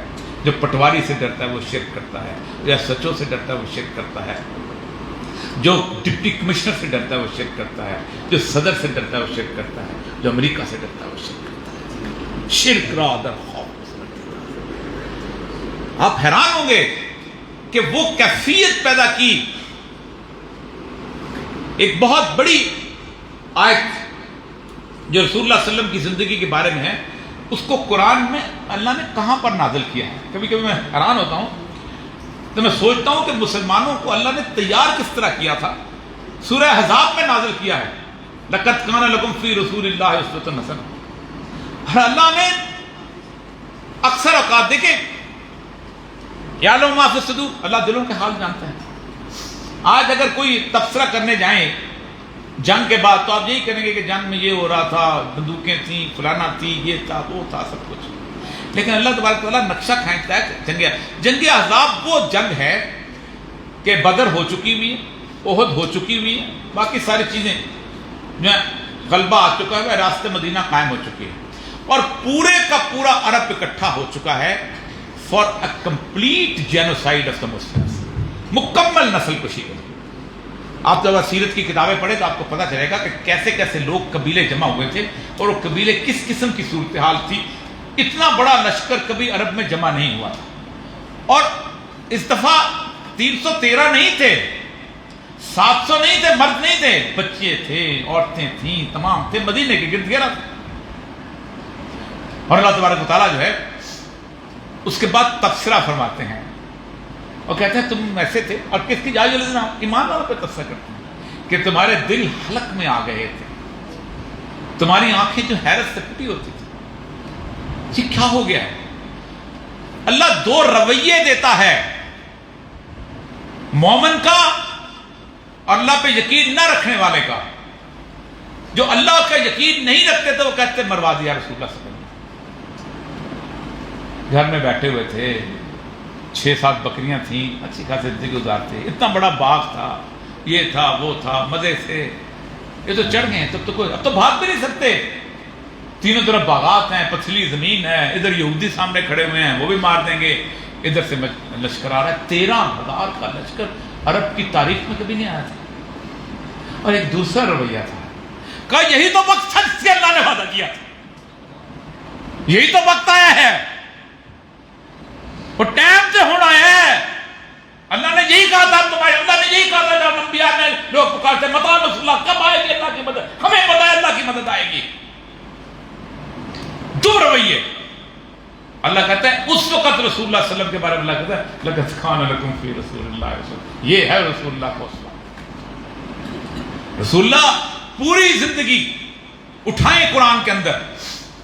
آپ کے ایمان کے سے نکلنے کے 3 درجے ہیں. سب سے بڑی لڑائی جو ہے اللہ تبارک تعالیٰ کے رسول نے ایک ہی لڑی ہے. اٹھائیں آیت الکرسی. اس کے بعد کیا آتا ہے؟ لا اکراہ فی الدین قد تبین الرشد من الغی من یکفر بالطاغوت ویؤمن باللہ. ہم نے کھول کھول کے بتا دیا دین پہ کوئی جبر نہیں ہے، کھول کے بتا دیا کہ کیا ہوگا. اور جس نے اس رسی کو مضبوط سے پکڑا وہ پھر گمراہ نہیں ہوگا. ایمان کے لیے ایک چیز کی بات یاد رکھو، وَمَنْ يَكْفُرْ بِالطَّاغُوتِ وَيُؤْمِنْ بِاللَّهِ. جو طاغوت کا انکار کرے گا تو پھر اللہ پر ایمان لائے گا. طاغوت کیا ہے؟ پہلا درجہ ہے ایمان کے اندر فسق کا. اللہ کو مانتے ہیں، اللہ کی نہیں مانتے. اللہ ہے وہ ٹھیک ہے، اللہ ہے، رحمان ہے، رحیم ہے، بخشنے والا ہے، کوئی بات نہیں. چوری کا مال کھا جاؤ، بخشنے والا ہے. مظلوم کی آہیں لے لو، بخشنے والا ہے. یتیم بچے کا مال کھا لو، بخشنے والا ہے، رحمان اور رحیم ہے. اس دن کا کسی کو خیال نہیں ہے کہ جس دن اللہ قیامت کے دن پکارے گا لمن الملک اليوم، کون ہے آج کے دن کا مالک؟ للہ الواحد القہار، اللہ ہے واحد جو قاہر ہے. ایک وہ اس کو اللہ کہتا ہے فسق. دوسری جو سٹیج ہے وہ ہے کفر کی، اللہ کو بھی نہیں ماننا اور زندگی گزار لینا. اور تیسری سٹیج ہے طغا کی، طاغوت کی. نہ اللہ کو خود ماننا ہے، نہ دوسروں کو ماننے دینا ہے. فرعون کی کیا ڈیفینیشن کیا اللہ نے؟ طغا. تو طاغوت لاؤ یاسر کو، لاؤ اس کی بیوی کو، اور لاؤ اس کو زمین پر لٹا دو. لاؤ اس کی بیوی کی ٹانگیں ایک تو چیرو اور دوسری نہیں ماننے دیں گے تم کو. بلال کو لاؤ، پتھر پہ لٹاؤ اور اس کے اوپر گرم گرم پتھر رکھو، اس کی زبان کو اس حالت میں لے آؤ کہ اشہد ان محمد در رسول اللہ بولنے لگا. سیدنا عثمان کو لاؤ اور باپ خود اس کے گرد گرد صف لپیٹے اور اس کے اندر دھواں چھوڑے. لاؤ، کیا کچھ نہیں کیا گیا. جس نالین مبارک کی آپ لوگ قسمیں کھاتے ہو، پتہ ہے طائف میں اس میں کیا ہوا تھا؟ سینے پر لگاتے ہو، اس طائف کے اندر پنڈلیوں سے خون بہا تھا اور جم گئے تھے. پنڈلیوں میں خون نہیں ہوتا. کس کا خون بہا ہے پنڈلیوں میں؟ کس نے سید الانبیاء کی طرح اپنے جوتے کے اندر اتنا خون بہایا ہے اسلام کے لیے؟ سینے میں لگانے سے میرے نبی کا عشق آ جائے گا.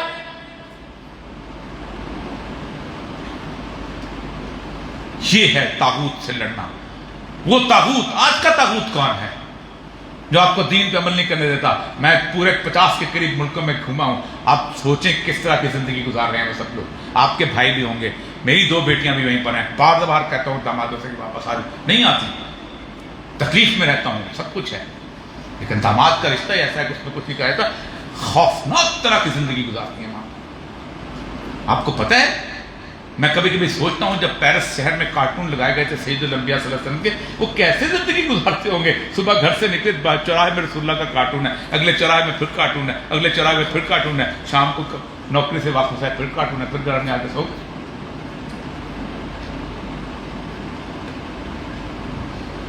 حیران کن بات ہے. اللہ کے رسول فرماتے ہیں جس طرح میں دے کے آنا چاہتا ہوں، انا بری من کل مسلم، میں بری ہوں مسلمان سے یقیم بین اظہر المشرکین، جو مشرکین کے درمیان راج اختیار کرتا ہے. قیامت کے دن میرے اوپر کوئی حق نہیں ہے اس کا. مسلمان کی آگ اور مشرک کی آگ علیحدہ ہونی چاہیے. آج ہر بچہ، خواہ انگلینڈ میں ہو، خواہ فرانس میں ہو، خواہ یورپ کے کسی ملک میں ہو، آج وہ بچہ پڑھتا ہے اپنی پہلی، دوسری، تیسری، چوتھی کتاب کے اندر کہ ایک مرد کو مرد کے ساتھ شادی کرنے کا حق ہے، ایک عورت کو عورت کے ساتھ شادی کرنے کا. کہتا یہ نیچرل ارج ہے جو اللہ نے پیدا کیا. ایک باہر اللہ نے بظاہر مرد کا لباس دے دیا، اندر عورت دے دی، بظاہر عورت کا لباس دے دیا، اندر مرد دے دی، جس پہ اللہ کے رسول نے لعنت کی. میں لاسٹ جب امریکہ میں تھا، جب انہوں نے مجھ پر پابندی لگائی پھر اب تو سب جگہ پابندی ہے میرے جانے. میں وہی کہتا ہوں کہ اپنی بچیوں سے نہیں مل سکتا، لیکن دنیا اللہ تعالیٰ ان کو ہدایت دے، میں بار بار یہی کہتا ہوں. تو انہوں نے مجھے 20 الفاظ دیے کہ یہ تم نہیں بولو گے. میں نے کوشش کی کہ اس کو متبادل الفاظ بولنے، اس کے باوجود میرے ہر ایک جو آرگنائزر تھا اس کو اٹھا کے امریکہ سے لے گئے اور پوچھتے رہے کہ تمہارا تعلق کیا اس کے ساتھ. انگلینڈ نہیں جا سکا. طاغوت کیا ہے؟ طاغوت وہ اس وقت ماڈرن ویسٹرن سیولائزیشن، وہ تہذیب ہوتی ہے، طریقتکم المثلی. اس لیے جو حدیث آپ کے سامنے پڑھی ہے اس حدیث کے اوپر آ کے پھر آپ بات ختم کرنا چاہوں گا. آپ نے فرمایا بدأ الاسلام غریب. اسلام ابتدا کیا ہوئی تھی؟ اجنبیت میں ہوئی تھی. غریب کہتے ہیں اجنبی. نہ ہمارا معاشی نظام، نہ ہمارا سیاسی نظام، نہ ہمارا اقتدار، نہ ہمارا قبائلی نظام، نہ ہمارا اللہ کو ماننے والا کوئی. وَسَيَعُودُ غَرِيبًا.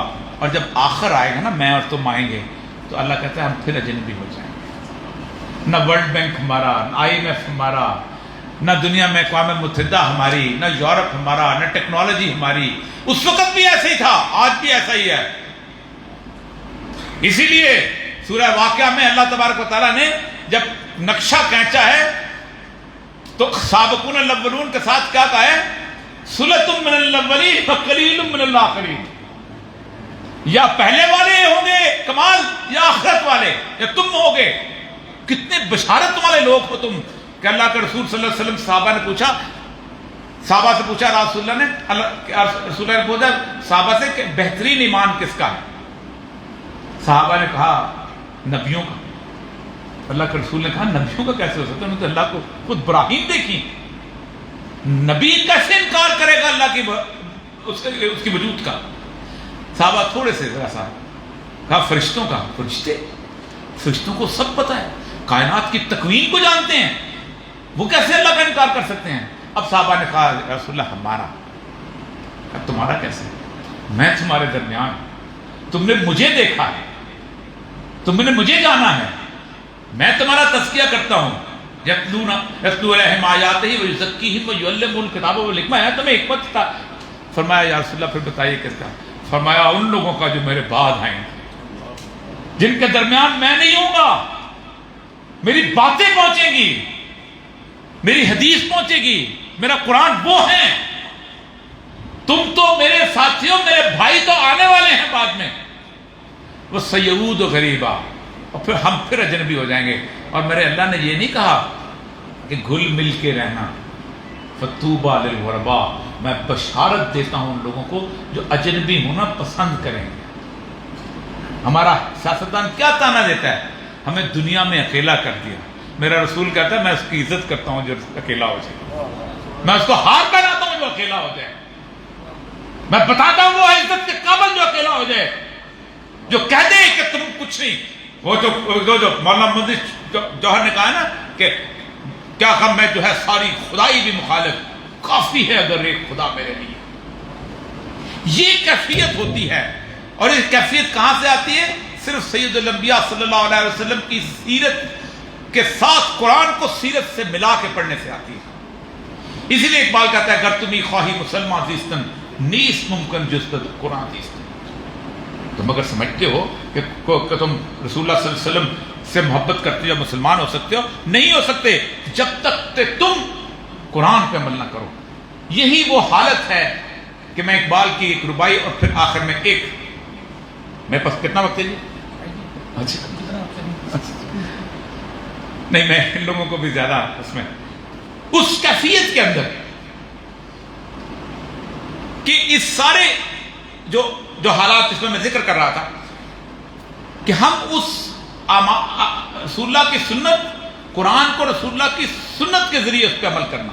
فَاتَّبِعُونِی، اس کے رنگ میں رنگنا. اس پر اقبال پھر ایک اپنی کیفیت بیان کرتا ہے.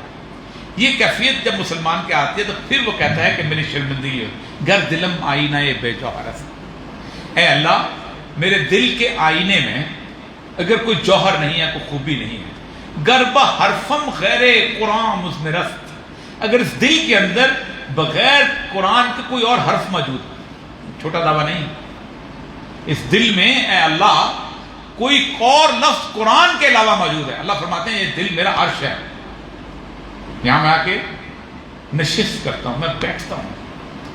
مہمان آ جائے تو کیا کرتے ہو؟ کرسی صاف کرتے ہو، اس کو دیکھتے ہو، گندگی لگی ہو صاف ہو، ساری گندگی یہاں پر رکھے، اللہ آ کے بیٹھے.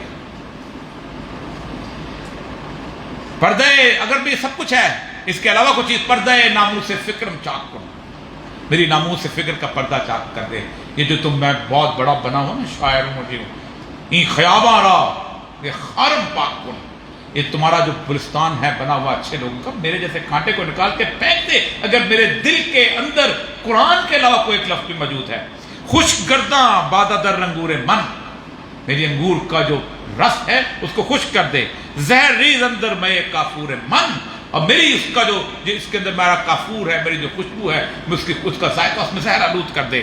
اور کمال چیز ہے یہ دعویٰ، بہت مشکل ہے جب تک آپ سید الانبیاء صلی اللہ علیہ وسلم کی اتباع نہ پورا کر رہے ہو. فرمایا روز محشر خور و رسوا کن مرا، مجھے قیامت کے دن خور و رسوا کر دینا اگر اس دل میں قرآن کے لفظ ہے. اور بے نصیب بس بوسہ پاک مرا، مجھے سید الانبیاء صلی اللہ علیہ وسلم کے پاؤں کے بوسے سے محروم کر دے. یہ وہ کیفیت ہے کہ جس کیفیت کے اندر جا کے آپ اب ہمارے ساتھ ہو کیوں رہا؟ ہمارے ساتھ اس لیے ہو رہا ہے کہ اللہ تبارک و تعالیٰ کو اس بات سے کوئی دلچسپی نہیں ہے کہ کوئی ایمان لاتا ہے یا نہیں لاتا ہے. خط کوئی دلچسپی نہیں. اس نے وعدے کر دیا، حق وعدے کر دیا، پیغمبر سے بھی کہہ دیا لست علیہم بمسیطر. ہمیں کوئی داروغہ بنا کے نہیں بھیجا، خدا لیتا نہیں لیتا. اللہ میری طرح کمزور نہیں ہے، اس کو پتہ ہے میرے پاس آنا ہے، میں دیکھوں میں حساب کر لوں. جاؤ مجھے چھوڑ دو، ناروے کی طرح بہترین تہذیب نکالو، جاؤ سویڈن کی طرح دولت لے لو، جاؤ امریکہ کی طرح طاقت لے لو، کوئی فرق نہیں پڑتا. اللہ مجھے پتہ کیا کہتا ہے، لا یغرنک تقلب الذین کفروا فی البلاد. تمہیں کافروں کا شہروں میں خوشحالی سے چلنا پھرنا دھوکے میں نہ ڈال دے. متاع الغرور دھوکے کا سامان ہے، چند دن کی بات ہے. وجہ کیا ہے کہ ہم پوری کی پوری کائنات میں جب مطالعہ کرتے ہیں اپنی زندگیوں کا، ہمارے ایک بزرگ کہتے تھے ہم نے آخرت کے خانے پہ لال لکیر لگائی ہوئی تھی. حالانکہ اس کائنات کے اندر آخرت کے بغیر انصاف کا تو کم از کم تصور ناممکنات میں سے. میں ایک گھر میں رہتا ہوں، ایک کنال کا گھر ہے، اس کے ارد گرد بھی ایک کنال کے گھر ہیں، ہر گھر میں ایک ایک دو گاڑی کھڑی ہے. میرا کوئی غریب پڑوسی نہیں، لیکن اچانک میرے خالی فلیٹ کے اندر ایک گھر، پلاٹ کے اوپر ایک گھر بننا شروع ہو جاتا ہے. وہاں اللہ میرے ایک پڑوسی بھیج دیتا ہے، چوکیدار ہے. اس چوکیدار کو مالک تنخواہ دیتا ہے، مالک کہیں غائب ہو جاتا ہے. وہ چوکیدار اپنی نیم کرتا رہتا ہے، کچھ بچت کرتا رہتا ہے، کچھ دن سے کھاتا رہتا ہے. ایک دن دو دن بیمار پڑ جاتا ہے، بیمار میں کوئی، میں اس کو دیکھنے نہیں جاتا ہوں، میں اس کو پوچھنے نہیں جاتا ہوں، اس کو فاقہ آ جاتا ہے. میں اپنے گھر میں دعوت کرتا ہوں، کھانا کھاتا ہوں، اچھی خاصی فریج میں کھانا رکھ کے دھوتا ہوں، وہ بھوک میں بیماری کے اندر رات کو فوت ہو جاتا ہے. دنیا کا قانون ہے کہ اوریا مقبول جان کو ہتھکڑی لگائے. امریکہ میں لگتی ہے، یورپ میں لگتی ہے، پاکستان میں لگتی ہے. میرا اللہ لگاتا ہے. کہاں لگاتا ہے؟ یوم حشر میں لگاتا ہے. انصاف مکمل ہی نہیں ہو سکتا اس دنیا کے اندر. میں رحیم نار خان سے لاہور جا رہا ہوں، رستے میں اچانک ایک گاڑی جو ہے اس کی ٹکر ایک گاڑی سے ہو سکتی ہے. ایک آدمی گر جاتا ہے، ابھی سانس لے رہا ہے، میں اس کو نہیں اٹھاتا، میں چلا جاتا ہوں. میں کہا تیزی ہے، کیا مسئلہ ہے؟ وہی مر جاتا ہے. کیا کوئی مجھے ہتھکڑی لگاتا ہے؟ یہ کہیں گے نا سیوک سینس نہیں ہے، دولت کا غرور آ گیا، لیکن میرا اللہ لگاتا ہے. تو کائنات میں انصاف کا نظام مکمل ہی نہیں ہو سکتے. ایک آدمی نے 1000 لوگوں کو قتل کیا، کیا ہم اس کو انصاف دے سکتے ہیں؟ اس لیے اللہ کہتا ہے دیکھو، یا تو میرا انکار کر دو اور میرے مقابلے پہ آ جاؤ، میں دیکھ رہا ہوں. لیکن میری اکیڈمی کے اندر داخلہ لینے کے لیے، میرے کلب کی ممبرشپ کرنے کے بعد پھر نہیں. عذاب جو ہے دنیا کا یہ کافروں کے لیے نہیں ہے، میرے لیے ہے. افتؤمنون ببعض الکتاب وتکفرون ببعض. تم میرے کتاب کے کچھ حصے کو مانتے ہو، کچھ حصے کو نہیں مانتے ہو. سول سروس اکیڈمی میں داخلہ لیتے ہو اور وہ کہتے ہیں کہ دیکھو اس طرح کے کپڑے پہن کے اور ویسے کپڑے پہنتے ہو. کہا صبح اٹھ کے جواب جاگنگ کرنی ہے، تم جاگنگ کرتے ہو. فلاں اٹھ کے کہتے ہیں کہ فلاں جگہ جا کے تم نے کھانا کھانا ہے، کھانا کھاتے ہو، چمچے کے ساتھ کھانا کھاتے ہو. وکیل بنتے ہو، شاندار قسم کی ٹائی لگاتے ہو، کالا کپڑا پہن کے جاتے ہو، کوٹ پہن کے جاتے ہو. 2 جولائی کی گرمی میں بھی جاتے ہو، کوئی انکار نہیں کرتا. میں نے ممبرشپ لی ہوئی. اللہ کہتا ہے میری جب ممبرشپ ہے تو پھر انکار نہیں. افتؤمنون ببعض الکتاب وتکفرون ببعض. کیا ہے اگر تم ایسا کرو گے، وَجَزَاءُ مَن يَفْعَلُ ذَلِكَ، تو پھر کیا جزا ہے؟ اللہ آخرت پہ حساب نہیں رکھتا، بالکل نہیں چھوڑا اللہ نے. اللہ خِزْيٌ فِي الْحَيَاةِ الدُّنْيَا، میں تمہیں دنیا میں ذل و رسوا کر دوں. یہ ہے ہماری ذلت و رسوائی کی وجہ. انکار کر دو کہ نہیں مانتے اللہ کو، انکار کر دو رسول اللہ صلی اللہ علیہ علیہ وسلم کو مانتے؟ انکار کر دو، کہہ دو کہ ہم نہیں ہیں۔ ہاں جب اگر مانتے ہو تو پھر ویسے ہی مانو کہ جیسے تم کسی پولیس کے اندر داخل لیتے ہو تو کبھی کہا ہے کہ میں شلوار قمیض پہن کے آؤں گا کل سے؟ کبھی کسی ایس ایچ او نے کہا ہے کہ میں 3 کی بجائے ایس پی کی وردی پہنوں گا؟ کبھی کسی جگہ پہ بھرتی ہونے والی نرس نے کہا ہے کہ میں اس وقت ڈیوٹی نہیں کروں گی، جس وقت دوں گی؟ نوکری کرتی۔ اللہ کہتا ہے وما خلقت الجن والانس الا لیعبدون، میری بندگی کرو، میری نوکری کرو، میری عبادت کرو۔ اور عبادت کیا ہے؟ عبد سے نکلا ہے، بندگی سے نکلا ہے، غلامی سے نکلا ہے۔ اللہ کہتا ہے غلامی کا تانا توق اتار دو۔ اور جو حشر میں منظر کھینچا ہے اس کے بعد اس کیفیت کو آپ دیکھیں اور پھر آپ حیران ہو جائیں گے۔ اس آیت کو میں پڑھ کے بات ختم کر دیتا ہوں۔ اللہ تبارک تعالیٰ نے سورہ فرقان میں ایک نقشہ کھینچا ہے۔ ہم سارے لوگ شافع روز جزا، اللہ تعالیٰ مجھے بھی اور آپ کو بھی سید الانبیاء صلی اللہ علیہ وسلم کی شفاعت نصیب فرمائے۔ یہ بہت بڑا اللہ تبارک تعالیٰ کا کرم ہوگا۔ لیکن اللہ کہتا ہے کہ بین الخوف والرجاء، میرے بندے مجھے خوف اور امید سے جانتے ہیں۔ خوف ہمارے اندر ہوگا تو امید آئے گی۔ قرآن نے نقشہ کھینچا ہے اللہ تبارک تعالیٰ لوگوں کے بارے میں۔ اعمال جب پیش ہو رہے ہوں گے، ایک شیطان بھی ہے جو شیطان کہے گا کہ میں نے اس کو اس حد تک لے گیا تھا، آگے تو میں نے کہا تھا کہ میں تو ڈرتا ہوں اللہ سے، تو یہ آگے خود چلا گیا۔ رسول اکرم صلی اللہ علیہ وسلم ایک مقدمہ پیش کریں گے، بہت بڑا مقدمہ۔ میں یہ آیت پڑھتا ہوں، میں سچی بات ہے اس کے بعد قرآن پڑھنے کی ہمت نہیں ہوتی۔ بہت بڑا مقدمہ ہے۔ قال الرسول یا رب انی قوم اتخذوا ھذا القرآن مہجورا۔ میرے اللہ، یہ وہ لوگ ہیں جنہوں نے میرے قرآن کو چھوڑ دیا تھا۔ کوئی ہے حشر میں کھڑے ہو کے کہے کہ میں اس مقدمے کے سامنے اپنے گواہ پیش کرتا ہوں؟ تشہد ارجلہم، تمہارے پاؤں اور ہاتھ تمہاری گواہیاں دینے کے لیے کھڑے ہوں گے؟ ہم نے صرف شفاعت کی آیتیں یاد کی ہوئی، چھوڑ دو۔ کوئی مجبوری ہے مسلمان ہونا؟ پچھلی دنیا نے چھوڑا ہوا ہے، جاؤ قیامت کے دن۔ ادھر جو بندہ کھڑے ہوگا میں تمہیں قیامت کے دن دیکھنا ہوں، تم اپنے آپ کو دیکھنا قیامت کے دن، تم ہوتے کون ہوا؟ یہ وہ مقدمہ ہے جس مقدمہ کے لیے اس پوری امت جو ہے اس نے سامنا کرنا ہے، آخر تک سامنا کرنا ہے۔ اس کا راستہ صرف ایک ہی ہے، اور وہ راستہ وہی ہے کہ جو میں نے آپ سے عرض کی کہ فاتبعونی یحببکم اللہ، تم اللہ کی اتباع کرو۔ اللہ نے حیران کن بات کی، اللہ نے فلا وربک لا یؤمنون حتی یحکموک فیما شجر بینہم، کہ دیکھو تم اس وقت تک ایمان کی منزل پر نہیں پہنچ سکتے جب تک تم اپنے فیصلوں کے درمیان رسول اللہ صلی اللہ علیہ وسلم کو حکم نہ مان لو، فیصلہ کرنے والا نہ مان لو۔ یحکموک فیما شجر ثم لا یجدوا فی انفسہم حرجا، اور تمہارے دل کے اندر میل بھی نہ آئے کہ اللہ کے رسول میرے بارے میں کیا فیصلہ کرتے ہو۔ یہ قرآن تمہارے درمیان حکم ہے آخر وقت تک، دنیا تک۔ آؤ اس کو فیصلہ ہم نے قسمیں اٹھانے کے رکھا ہوا ہے۔ یہ میں نے 3 آیات پڑھی، من لم یحکم بما انزل اللہ فاولئک هم الکافرون۔ یہ ہے ہماری اصل بربادی کی وجہ۔ سنت نبی صلی اللہ علیہ وسلم کا مطلب بنیادی طور پر یہ ہے ان کے رنگ میں رنگ جانا۔ عام سے لیڈر کی صورتحال ہو تو ہم اس کی طرح سے کپڑے پہننے شروع کر دیتے ہیں، اس کی طرح کی گفتگو شروع کر دیتے ہیں، اس طرح کا چال ڈال اختیار کرتے ہیں۔ ہم سے اداکار ہو، کیسے ہو سکتا ہے کہ ہم عشق نبی سے کریں اور کہیں باپ ہم فلانے کی طرح کا بننا چاہتے ہیں، استاد ہم فلانے کی طرح کا بننا چاہتے ہیں، تاجر ہم بل گیٹس کی طرح کا بننا چاہتے ہیں، لیڈر ہم گرکوالے بھٹو کی طرح کا بننا چاہتے ہیں، ہم اس باپ جو ہے فلاں جگہ کا وہ نہیں سکتا۔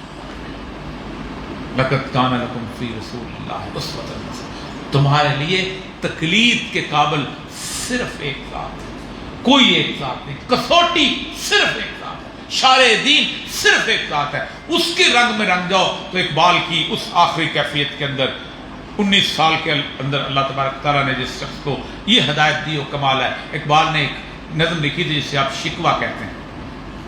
شکوہ میں اس نے اللہ تبارک تعالیٰ سے क्यों ज़ियाकार बनूं सूद फरामोश रहूं, फ़िक्र फिरदा न करूं, मकबह में दोष रहूं, हम नवाया मैं भी कोई गुल्लूं का खामोश रहूं। उसने बड़े बड़े दावे किए। बस बर्फ जो हम कहते हैं कि रहमतें हैं तेरी अगियार के काशाने पे, बर्फ गिरती है तो बेचारे मुसलमानों, ये इस तरह की बहुत सारी बात। तो उसका जवाब अल्लाह तबारक व तआला की तरफ से इल्हामी तौर पे आया, जवाब शिकवा। लोग जवाब शिकवा को अमूमन एक नज़म समझते हैं, लेकिन मैं उसको एक नात समझता हूं, क्योंकि हर नज़म का बहाव जो है आखिरी 2-3 शेरों पे ले आता है कि नज़म इतनी खूबसूरत थी, यहां तक आ गए। फिर कोई आप कहानी पढ़ते हैं तो आखिरी जो फिक्रे होते हैं उससे पता चल जाता है ये कहानी वाला ये कहना चाहता है। अच्छी पेंटिंग जो बना रहा होता है, वो पेंटिंग जब आखिरी स्ट्रोक्स लगाता है तो पेंटिंग खुल के रोशन होकर सामने आ जाती है, आप कहते हैं यार। इसी तरह इकबाल की इस नज़म का सारा बहाव है, वो सारा इसकी तरफ लेके आता है उनके आखिरी दो शान। इकबाल को जवाब मिलता है, कुछ समझा मेरे थी फरिश्तों को भी हैरत की ये आवाज़ है क्या, अर्श वालों पे खुलता ना था ये राज है क्या, तासरे अर्श इंसान की तगो तास है क्या, आ गई खाक की चुटकी को ये परवास है क्या, गाफिल आदाब ये सुकान ज़मी कैसे हैं, शौक व गुस्ताख ये पस्ती के मकी कैसे हैं, इस कदर शौक के अल्लाह से भी बरहम था जो मस्जूद मलाइक के वही आदम है, कुछ समझा मेरे शिकवे को तो रिजवां समझा, मुझको जन्नत से निकाला हुआ इंसान समझा। वहाँ पर इकबाल को जवाब का आगाज़ देखें, शुक्र शिकवे को किया हुस्न अदा से तूने, हम सुखन कर दिया बंदों को खुदा से। ये जवाब शुरू होता है, फिर उसमें अल्लाह ताला जवाब देते रहते हैं इसके अंदर कि तुम तो सैयद भी हो, मिर्ज़ा भी हो, अफगान भी हो, कुछ क्या क्या बड़ी बात, तुम तो मुसलमान भी हो, और फ़िरका बंदी है कहीं और ज़माने, और कहीं बातें हैं क्या ज़माने में पनपने की तो यही बातें हैं। वो फिर कोई काबिल हो तो हम शान कई देते हैं, ढूंढने वालों को दुनिया भी नहीं देते। कमाल जवाब।